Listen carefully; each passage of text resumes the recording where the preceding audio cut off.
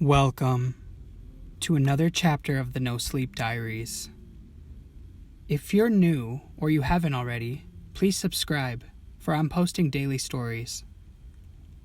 Today, we are starting a series from the NoSleep subreddit titled, "I'm a Criminal Profiler, but not even I can explain the gruesome events taking place at Fever Cabin."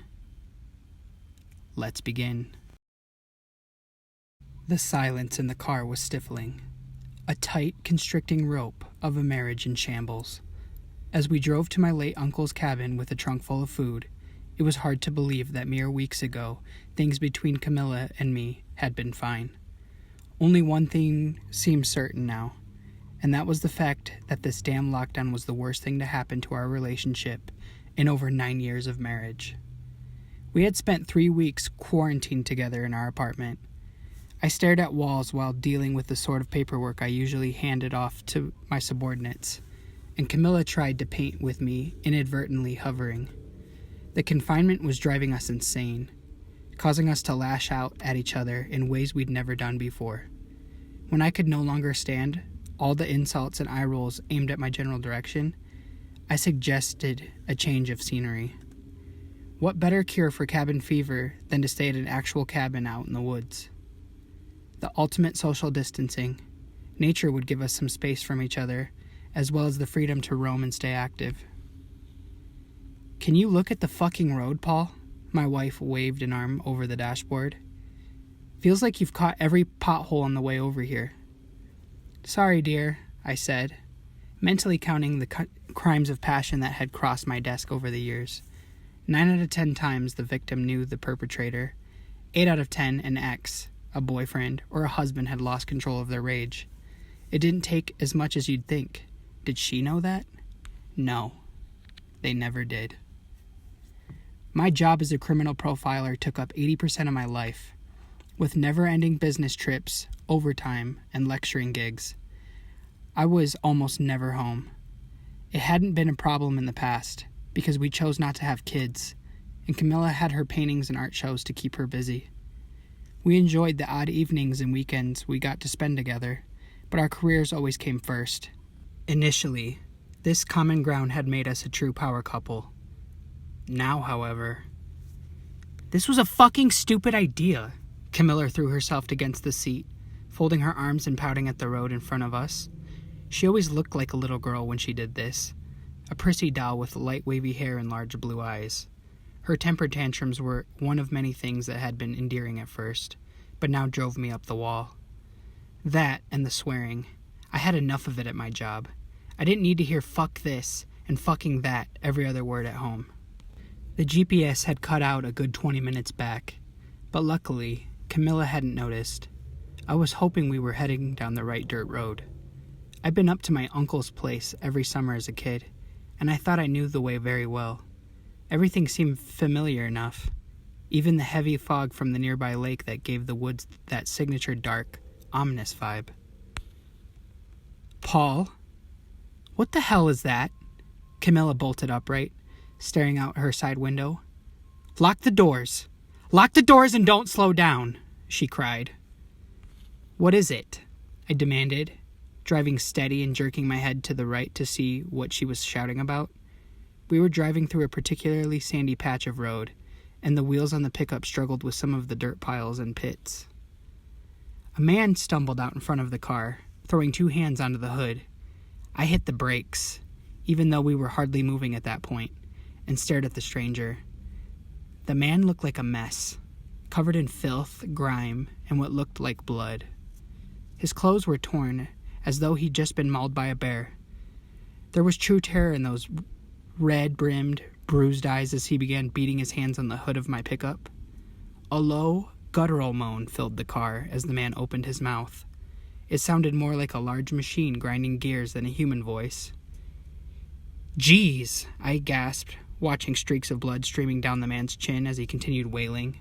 His mouth was a gaping hole filled with mucus and blood, but no tongue. "Drive!" my wife screamed, grabbing at the wheel as I batted her away. "Can you stop?" I shouted back. "I'm not about to drive over this guy." I needn't have worried, since the wounded stranger was already on the move, leaving a puddle of blood on the hood. He stumbled past my side window, twisting his neck to look back at the other side of the road. His wails grew louder as he lunged himself with each step, hurrying to get away. I wanted to call out to the man, to tell him to stay so that we could call him an ambulance. But Camilla was completely out of control in the seat beside me, screaming at me to drive, trying to push my leg down on the gas pedal.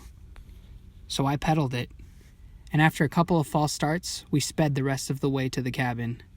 I had no time to think about directions as adrenaline coursed through my body and muscle memory took over. We arrived half an hour earlier than expected. I ushered a distraught Camilla inside and brought in our bags before heading out back to the one spot of land that always got at least 3 bars of cell reception. I called 911 and told the dispatcher about the man we had seen, the approximate location of the sighting, as well as the coordinates of my uncle's cabin. The operator let me know that a local officer might stop by later in the evening to question us. I took my time walking the perimeter before returning to the cabin. The initial shock and fear had worn off and a professional curiosity had started to blossom. I ran back through the scene in my mind, combing over all the details my visual receptors had passively documented. There is a lot of our brains process on the subconscious level that we don't know about, and it takes a considerable amount of effort to piece it all together after a traumatic event. What was the victim wearing? It was hard to see under all the dirt, but the clothes had seemed ordinary enough. Loose-fitting pants and a jacket, dark colors. What was the extent of the man's injuries? Again, hard to say. He was definitely stumbling a lot when on the move, but that could have been caused by exhaustion, not a limp. The only visible wound was the bloody mouth with the missing tongue. Why hadn't I helped him? It was all too easy to blame my wife's reaction, but the truth was that I had panicked too. I was meticulous in my analytical work but had minimal field training. That injured man was out in the middle of nowhere with night approaching, and it would be definitely my fault if anything happened to him before emergency services found him. I heard the cabin door open and close as I walked around to the front to see Camilla standing on the old wooden porch, staring at the pink sky as though searching for answers in the crinkled sunset. "Did you get through on the phone?" she asked, her voice raspy and tired. "Yes. They may send someone over to talk to us about what we saw."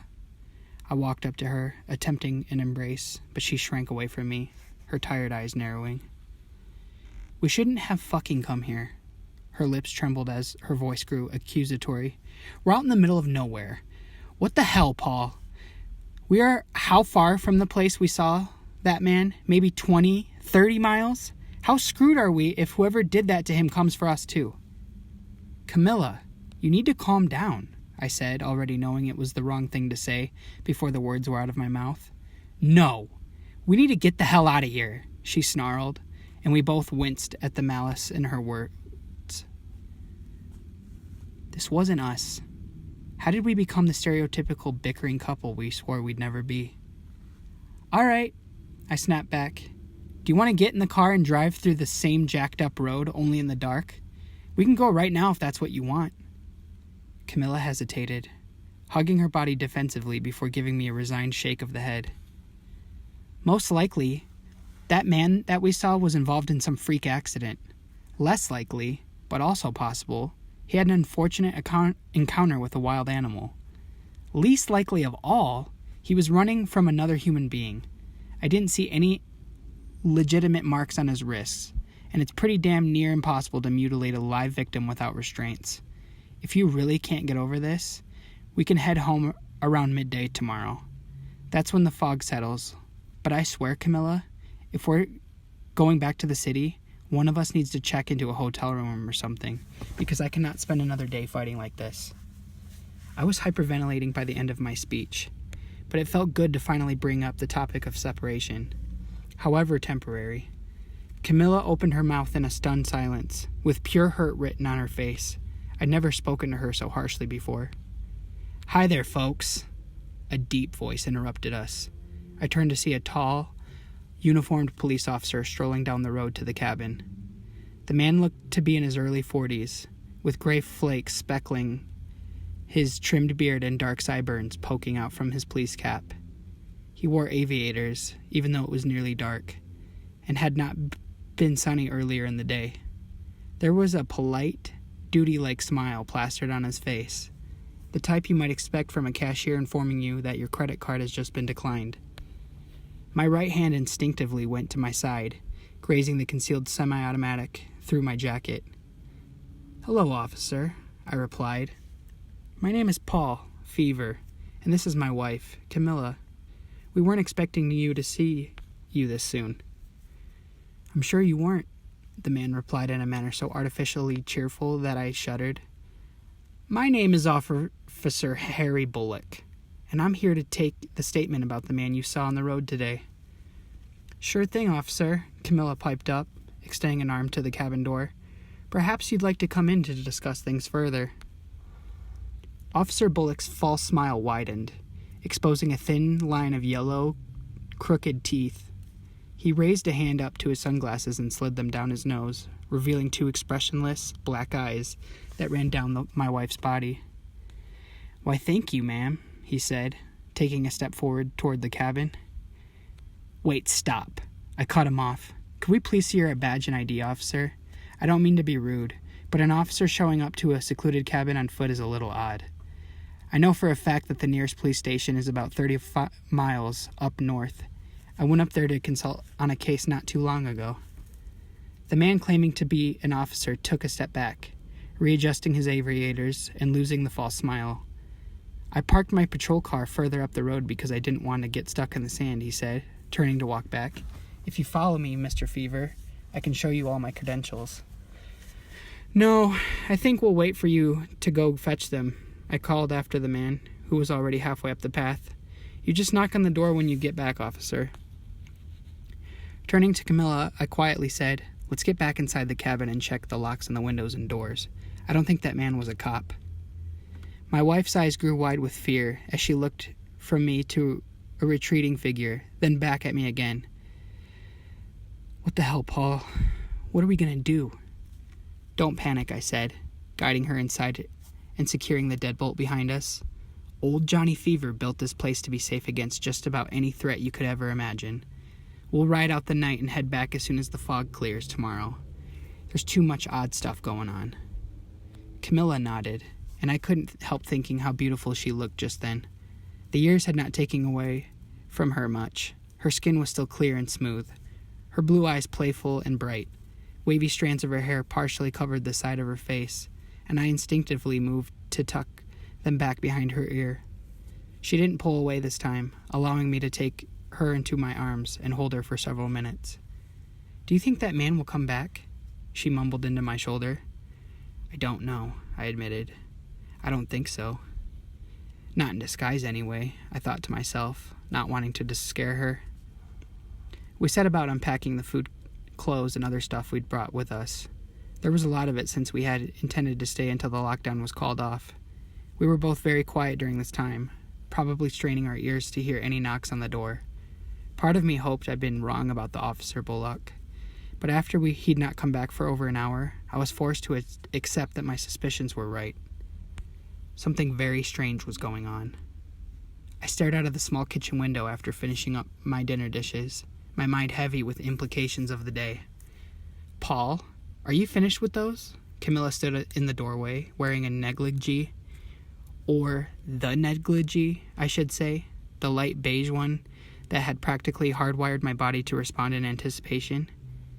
"Yes," I replied. "Why don't you come to bed?" she said, her voice with a soft croon of tones so tender and seductive that I unwillingly felt my urgent fears slipping away.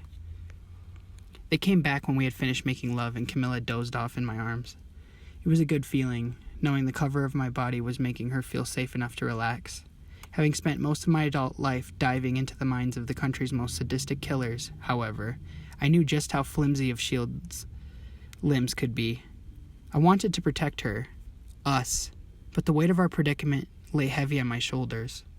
We were miles away from the help, with only aged wooden walls between us and whatever was going on inside the woods. I still had my Glock 19 semi-automatic, but that wasn't all that reassuring. Truth be told, I didn't feel all that confident in combat. I'd done all the training, sure, but everyone knew us behavioral science guys were hired for brain work, not muscle. I tried to stay awake, but it was difficult. My muscles were already relaxed and the smell of Camilla's hair had me drifting in and out of sleep. That's when the dream started, a hazy mix of the day's events, but amplified. The man in the road was there again, only this time with a long, black tongue and no eyes or fingers. He taped all 10 bloody fingers stumps on the hood of our car, grinning. I expected Dream Camilla to scream in the seat beside me, but when I turned to look, my wife was missing her head. Officer Bullock was in one of the dreams too, standing just outside the second-story bedroom window, tapping on the glass and smiling at my sleeping wife. I awoke at dawn, covered in a cold, sticky sweat that made me desperately crave a shower. Camilla slept soundly at my side, unfazed by the drenched bedsheets. Slipping out of bed, I quickly rinsed off in my bathroom and dressed before heading downstairs to the kitchen. I really needed some comfort food, and after my night of feverish dreams, I lit up the gas stove and popped on the coffee pot before scavenging for sandwich supplies. A wave of nausea hit me as soon as I opened the fridge. There it was, right in the middle of the top shelf, tastefully staged in front of a ham, cheese, and pickle jar. A freshly severed human tongue on a tea saucer. Suppressing a dry heave, I grabbed a napkin and carefully moved the saucer to one of the bottom shelves, obscuring it behind a stack of butter sticks. I knew I shouldn't be tampering with evidence, but I didn't want Camilla seeing the gruesome scene and freaking out. As soon as I hid the nasty thing, I turned off the stove and went back out to call for help. There was no time to bother with 911. I still had the number of the chief of police for the nearest department and called him directly. "Who's this?" Chief Crawford's groggy voice barked into my ear. "Sorry to bother you, Earl, but this is an emergency. It's Paul Fever. We worked together on that machete killer case a couple years back." I heard some shuffling, then more coherently. Yes, of course. Agent Fever. What can I do to help the FBI?" "Did you happen to work late last night and get the report that a man was missing a tongue?" I asked. "You mean the call from the other day? I was just leaving when I heard one of the officers on duty calling in to say it was a false report." "False report?" I asked, bewildered. "What do you mean by that?" "Well, the caller gave me some very vague directions to the spot the supposed victim was seen," Chief Crawford replied, attempting to muffle a yawn. "So why didn't anyone go out to interview the witness?" I demanded, angered by the evident incompetency by the local police. There would be a big fuss once they realized they had screwed over an agent. "Hey now," Crawford's voice was defensive. "My guys went out to the specific coordinates the witness left with the dispatcher. They found the cabin, but it was abandoned, boarded up shut. They tried to call the guy back, but his phone was disconnected." "What the hell are you talking about, Earl?" I had begun pacing the perimeter again, staring into the depths of the forest as I tried to wrap my mind around the chief's blatant lies. "I'm the one who called in the report, and I'm currently at the cabin with my wife. Some guy claiming to be an officer showed up yesterday, but he didn't have a badge and left. This morning I woke up to find a goddamn human tongue in my fridge, and you're telling me that people really came up here to check things out?" There was no reply on the other end, only static. I pulled the phone away from my ear and looked at the screen to see that it had begun flickering. I shook the phone in exasperation, not really thinking it would help, but desperately hoping it might. After a few more flickers, the screen went black. I cursed the stupid device and headed back into the cabin, trying to wrap my mind around what I had just heard. Something made me slow my stride. It was the feeling of being watched, that familiar tickle in the back of my neck that, given my current predicament, made all the hairs on my body stand on end. I jerked my head left and right, straining to see into the thick, dark forest beyond my uncle's old vegetable beds. No, nothing was there as far as the eye could see. The feeling wouldn't give, though, so I turned back to look at the house and felt my lungs and heart simultaneously freeze in my chest. Someone was watching me from the upstairs bedroom where I had left my beautiful wife asleep by herself. Officer Harry Bullock looked down at me, just as I'd seen in my dreams, only on the other side of the window. For once, his smile was genuine, as he lifted his right arm and waved to me.